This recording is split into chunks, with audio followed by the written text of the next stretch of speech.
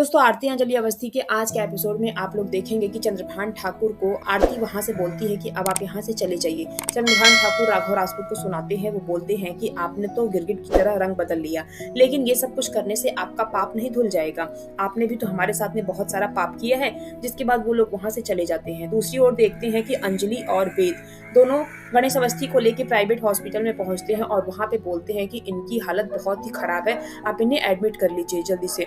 लेकिन वहां पे उन दोनों को बोला जाता है कि पहले आप काउंटर पे जाइए और फॉर्म फिलअप करिए और पैसे भरिए, उसके बाद हम देखेंगे इनका इलाज करने के लिए।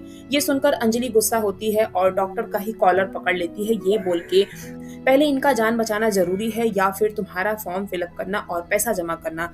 ये सुनकर डॉक्टर बोलता है कि आप ये बहुत गलत कर रही हैं, मेरा कॉलर छोड़िए और मुझे पता है, आपको देख के पता चल रहा है कि आप किस टाइप की औरत हैं। ये सुनकर अंजलि गुस्सा होती है और बोलती है कि यहाँ पर इंसानियत मर चुकी है और जहाँ पे गई थी वहाँ पर कोई भी फैसिलिटी है ही नहीं, मैं इनको लेके कहाँ जाऊँ। डॉक्टर भी बोलता है कि मुझे कोई फर्क नहीं पड़ता, आप इन्हें यहाँ से लेके जाइए। अगर आपको फ्री में इलाज कराना है तो किसी खैराती हॉस्पिटल में लेके चले जाइए। गणेश अवस्थी अंजलि से माफी मांगते हुए नजर आते हैं। वो बोलते हैं कि बेटा अगर मुझसे कोई गलती हो गई हो तो प्लीज मुझे माफ कर देना।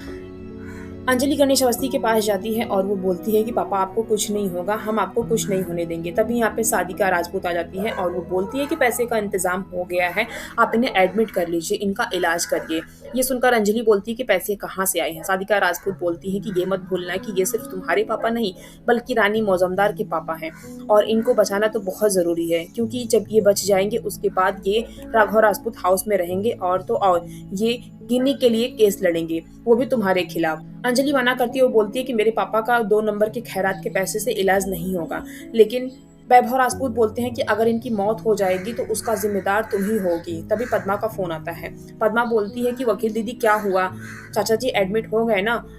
अंजलि बताती है कि हाँ, अंजलि अवस्थी के पापा तो एडमिट नहीं हो सके, लेकिन रानी मौजमदार के पापा एडमिट हो गए हैं क्योंकि उनके पास बहुत पैसे हैं और यहाँ पर सिर्फ वही लोग आते हैं जिनके पास पैसे होते हैं।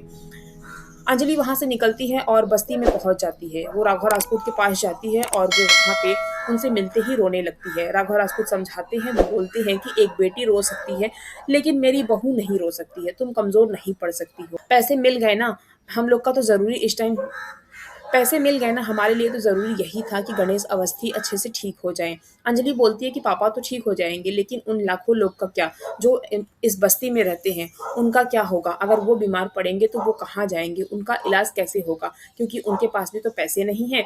ये सब कुछ कैसे बदलेगा? धर्मराज आहूजा तो सब कुछ बर्बाद करके रख दिया है। वेद आते हैं और वो बोलते हैं कि ये सब कुछ बदलेगा और ये सब कुछ आप करेंगे।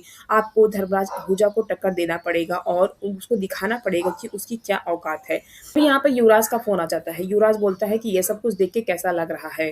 अंजलि बोलती है कि इसमें तुम कहाँ से घुस गए। युवराज बोलता है कि मैं कहाँ से घुस गया, मतलब मेरे साथ में मंत्री जी हैं और ये जब तू कर रही है ना सब कुछ बंद कर दे। अब नहीं पता है गणेश अवस्थी बचने के बाद वो रानी मौजमदार के लिए केस लड़ेंगे। जब युवराज धर्मराज आहूजा से अंजलि की बात कराता है तभी अंजलि को पता चलता है कि आज उसकी बस्ती में पानी कट हो गया है और तो और अगर कल तक ले बिल नहीं भरा तो बिजली भी कट हो जाएगा। धर्मराज आहूजा बोलते हैं कि अंजलि अब तू क्या करने वाली है, आगे का तेरा क्या प्लानिंग है?